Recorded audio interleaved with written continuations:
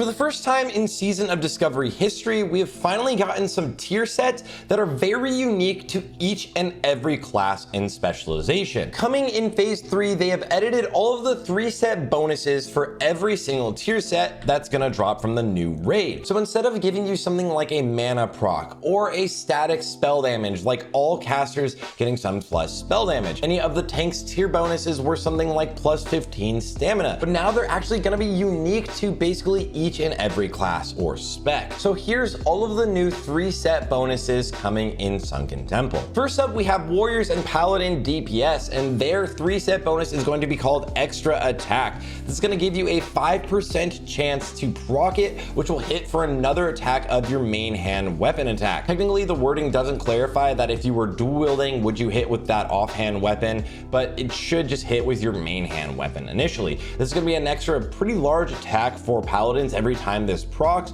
but the proc chance means it's a little bit lower unless you are dual wielding, and with a dual wielding Fury Warrior, this is essentially the same thing as sword specialization, the talent.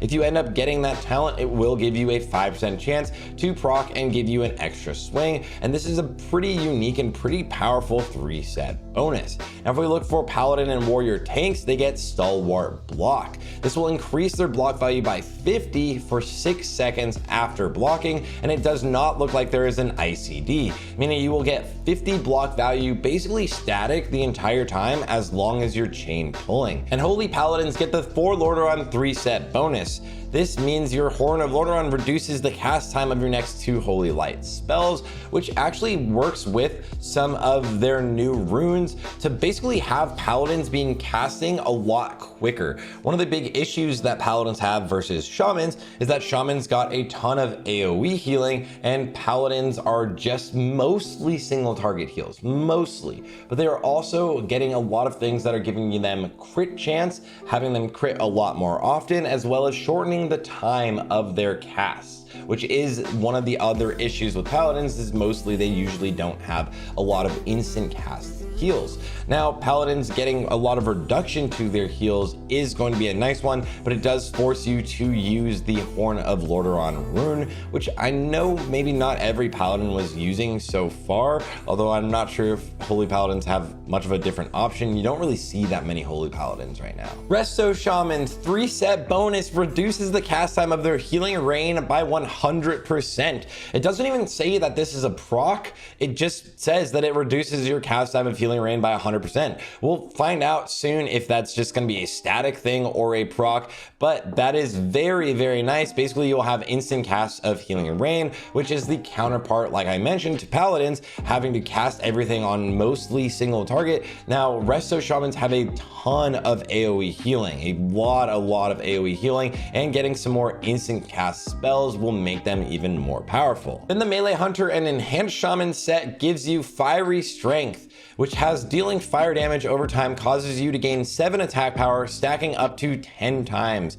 This is giving you 70 attack power for 20 seconds, and this should refresh continuously, so just 70 attack power. Now, this is a lot easier, I would assume, for Shamans to stack up their fire damage. Hunters, especially melee hunters, are going to have to drop traps, which is something you don't normally do in combat, so it's an interesting one for them, but it is also something you could technically do for a ranged hunter as well. Then ranged hunters get a reduction to the cooldown of rapid fire. They are getting the rapid fire CD reduced by 2 minutes. Then you can get a new head rune, Rapid Killing, which will help you reduce the cooldown by another 2 minutes, meaning it will be a 1 minute cooldown. Now, this is nice and terrible at the same time. Like, you're usually getting 1 use of rapid fire, it's every 5 minutes right now, and you'll most likely get maybe 2 uses on some fights now if you're also using Rapid Killing. This also means you can't use something like cat-like reflexes, which is going to be for melee hunters,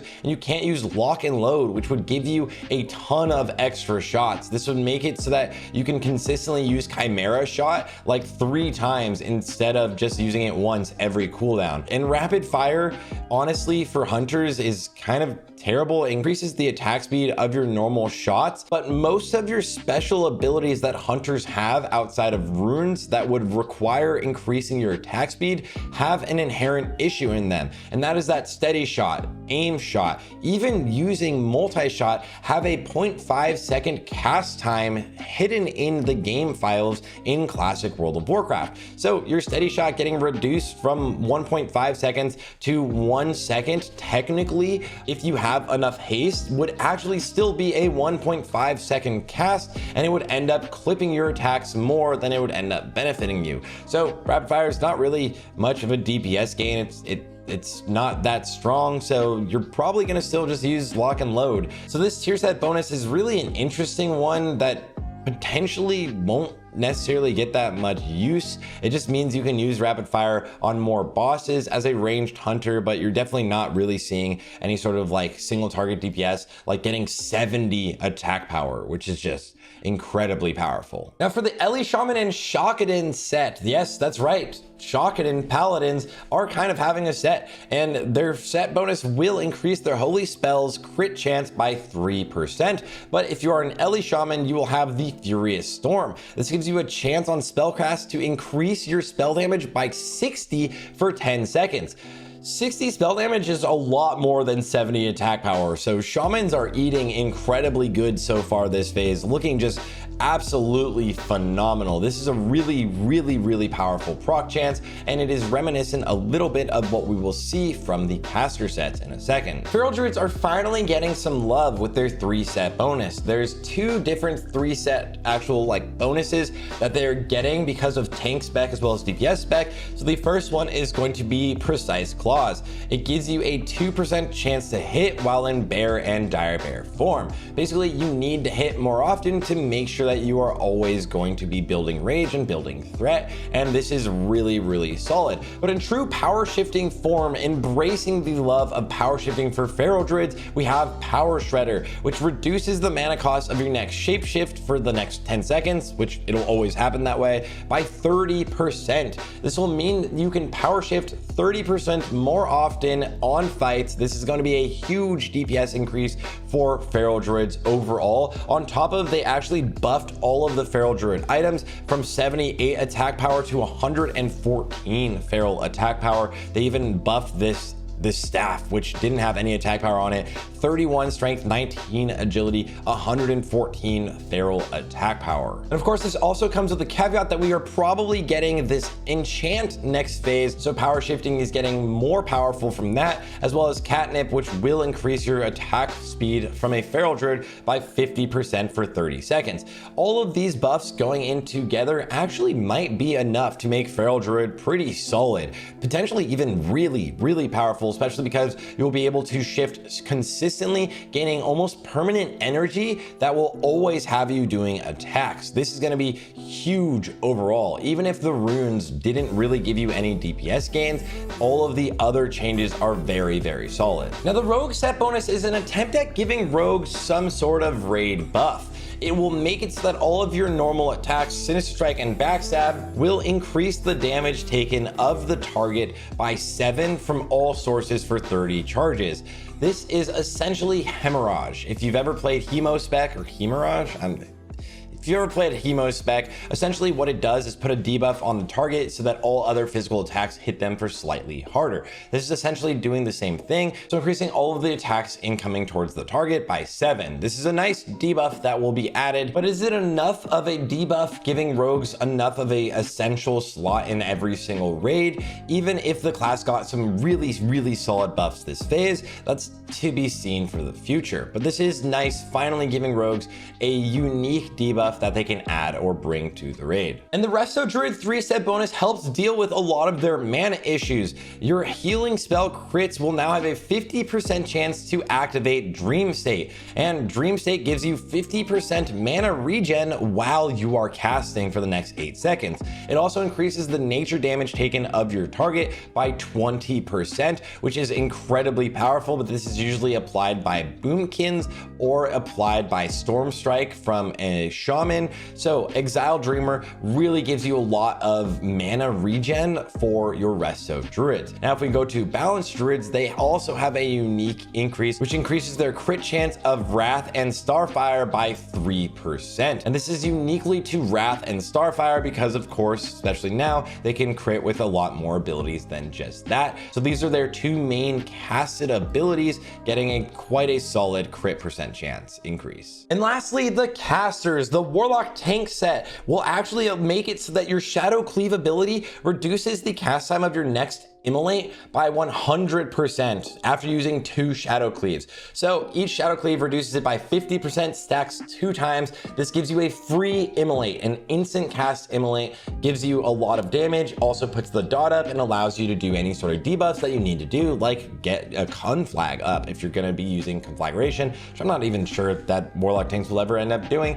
but this is a very nice thing to see. Shadow Spark for Warlock tanks. I'll let a Warlock tank actually chime in on how solid this is, or if it's just mediocre, but it seems very, very nice. Now, Faith and Magic. Your holy damage spells cause you to gain 60% increased damage and healing for 15 seconds. This is basically making it so that Smite Priests, which is something you're absolutely going to be seeing, Smite Priests will be throwing out a little bit of damage and increasing their healing and spell damage by 60, which is a ton. Like 60 raw spell damage and healing is so incredibly powerful. It's kind of wild that we're seeing such high numbers from this. And then if we go to the DPS, the damage set for warlocks, mages, and priests, then we have the Malevolence set. Your damage spells have a chance to increase the spell damage taken by the target by 50 for subsequent spells. This essentially seems like it will be kind of like a Curse of Elements type ability